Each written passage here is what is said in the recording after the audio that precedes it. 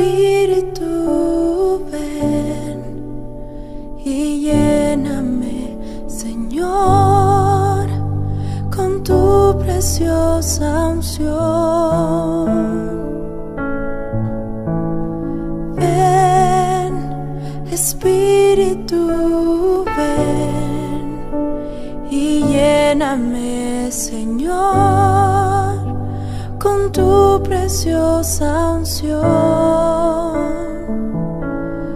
Purifícame y lávame, renuévame y restáurame, Señor, con tu poder.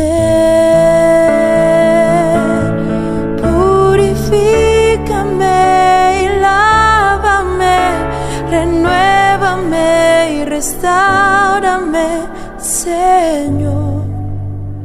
Te quiero conocer. Ven, Espíritu, ven y lléname, Señor, con tu preciosa unción. Ven, Espíritu, ven y lléname, Señor, con tu preciosa unción. Purifícame y lávame, renuévame y restáurame, Señor, con tu poder. Purifícame y lávame, renuévame y restáurame, Señor. Te quiero conocer. Ven, Espíritu, ven y lléname, Señor, con tu preciosa unción. Ven, Espíritu, ven y lléname, Señor, con tu preciosa unción. Purifícame y lávame, renuévame y restáurame, Señor, con tu poder. Purifícame y lávame, renuévame y restáurame, Señor. Te quiero conocer.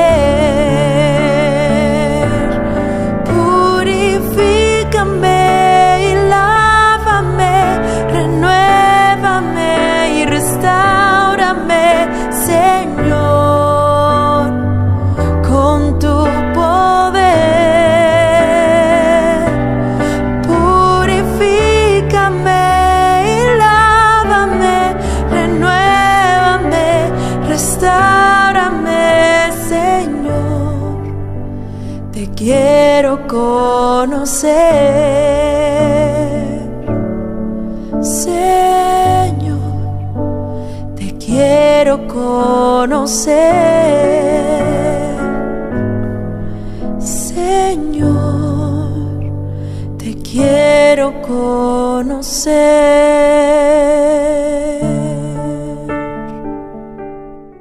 Muy buenos días, apreciada familia. Nos place saludarte muchísimo también en esta preciosa mañana.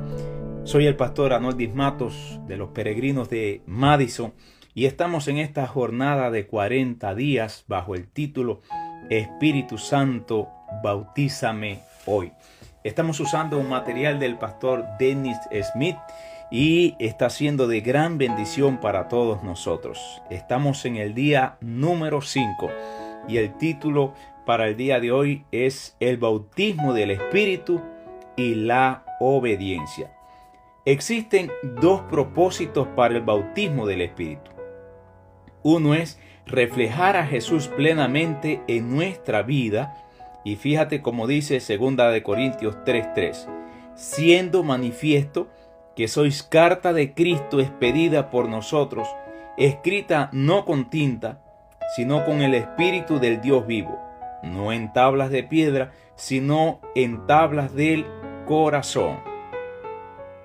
El objetivo de Dios es que Cristo sea visto en nosotros, que seamos una carta viviente que revele el carácter de Cristo.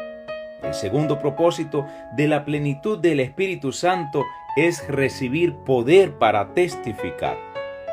A propósito, dice Hechos 1:8, pero recibiréis poder cuando haya venido sobre vosotros el Espíritu Santo, y me seréis testigos en Jerusalén, en toda Judea, en Samaria y hasta lo último de la tierra.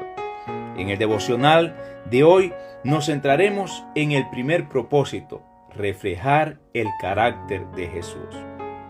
El Espíritu Santo estuvo muy involucrado cuando Dios le dio los 10 mandamientos a Moisés. De hecho, fue el Espíritu quien escribió los mandamientos en las tablas de piedra. Esto es evidente cuando comparamos las declaraciones de Jesús en la que identifica el dedo de Dios con el Espíritu de Dios. Veamos cómo dice Mateo 12:28. Pero si yo por el Espíritu de Dios echo fuera los demonios, entonces ciertamente ha llegado a vosotros el reino de Dios. Lucas 11:20 también nos dice, mas si por el dedo de Dios echo yo fuera los demonios, ciertamente el reino de Dios ha llegado a vosotros. Por lo tanto, el mismo Espíritu Santo que escribió los 10 mandamientos en tablas de piedra, escribirá hoy la ley de Dios en el corazón de los hijos de Dios llenos del Espíritu. Por eso nos dice 2 Corintios 3:3, siendo manifiesto que sois carta de Cristo expedida por nosotros, escrita no con tinta, sino con el Espíritu del Dios vivo, no en tablas de piedra, sino en tablas de carne del corazón. Los profesos cristianos pueden participar de dos clases de obediencia. La primera es la que yo llamo la obediencia externa. Esta obediencia ocurre cuando el creyente obedece la ley de Dios simplemente porque Dios dice que la obedezca. Este tipo de obediencia en realidad es legalismo, no es del corazón. La segunda forma de obediencia es la obediencia interna y se produce por un profundo deseo interno del creyente de obedecer a Dios. La obediencia externa sin la obediencia del corazón es inaceptable para Dios. Por eso nos dice el Salmo 51, 16 y 17, porque no quieres sacrificio que yo lo daría, no quieres holocausto. Los sacrificios de Dios son el espíritu quebrantado, al corazón contrito y humillado no despreciarás tú, oh Dios. Y Mateo 15:8 también nos dice, este pueblo de labios me honra, mas su corazón está lejos de mí. Encontré una ilustración hace muchos años que aclara la diferencia entre la obediencia externa y la interna. Digamos que mi padre ha muerto y yo no estoy seguro de si debiera llorar su muerte o no, así que voy a un amigo y le pido consejo. Analicemos juntos si debiera llorarlo o no. Mi amigo finalmente dice, después de todo, era tu padre y tú eres su hijo, así que creo que debieras llorar su muerte. Con su consejo, comienzo a llorar su muerte. Creo que es obvio que mi duelo, en este caso, no sería un duelo auténtico del corazón. Más bien, sería un duelo externo, porque era mi obligación como hijo de mi padre llorar su muerte. El verdadero duelo vendría espontáneamente del corazón. No podría evitar llorar si fuese un duelo auténtico. Lo mismo es cierto con respecto a la obediencia a Dios. Cuando tenemos una buena relación con Dios por la plenitud del Espíritu, la obediencia nace natural y espontáneamente del corazón, sin siquiera pensarlo. Vendrán tentaciones para desobedecer, Sin embargo, serán mucho más débiles en influencia, dado que Dios ha puesto en el corazón un fuerte deseo de obedecer. Por el bautismo o el ser lleno del Espíritu Santo, la ley de Dios es escrita en nuestros corazones y obedecemos de corazón. Esto no ocurre plenamente cuando aceptamos a Cristo y nos bautizamos en agua. Pablo afirma que debemos estar continuamente, dice él, ser lleno del Espíritu, dado que es necesario para que la ley de Dios permanezca escrita en nuestro corazón.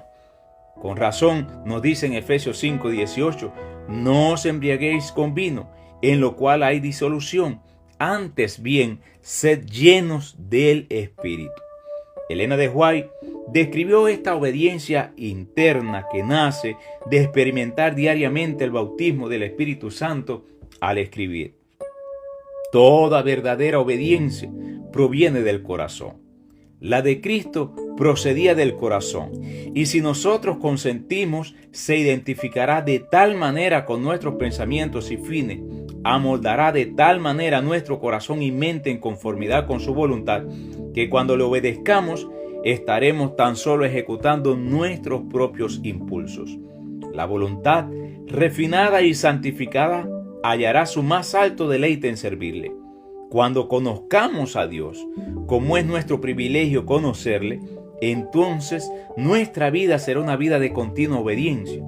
Si apreciamos el carácter de Cristo y tenemos comunión con Dios, el pecado llegará a hacernos odioso. Esta impactante cita la encontramos en El Deseado de todas las gentes, en la página 621. Hoy, al invitarte a orar por la plenitud del Espíritu Santo, quisiera que incluyeras en esa oración el Salmo 51, verso 10 hasta el 12, que rezan de la siguiente manera: crea en mí, oh Dios, un corazón limpio y renueva un espíritu recto dentro de mí. No me eches de delante de ti y no quites de mí tu Santo Espíritu.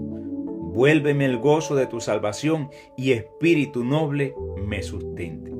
Que sea también esta tu oración: Señor, quítame el corazón pecaminoso y el espíritu orgulloso. Atráeme por tu misericordia y restaura la plenitud de tu espíritu en mí. Llévame a experimentar la plenitud del gozo de tu salvación y dame tu fortaleza. En el nombre de Jesús. Amén. También comparto esta reflexión espiritual acerca de la oración titulada La oración en el Espíritu del pastor Charles Spurgeon. Judas 20 nos dice: manténganse orando en el Espíritu.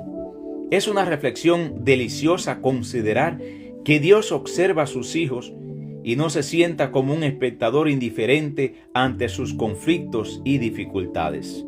El Señor conoce nuestras debilidades y flaquezas en la oración y sin embargo no está enojado con nosotros. Por el contrario, es compasivo y amoroso, y en lugar de cerrar la puerta de su misericordia, inventa formas para llevar al débil con su propia fortaleza.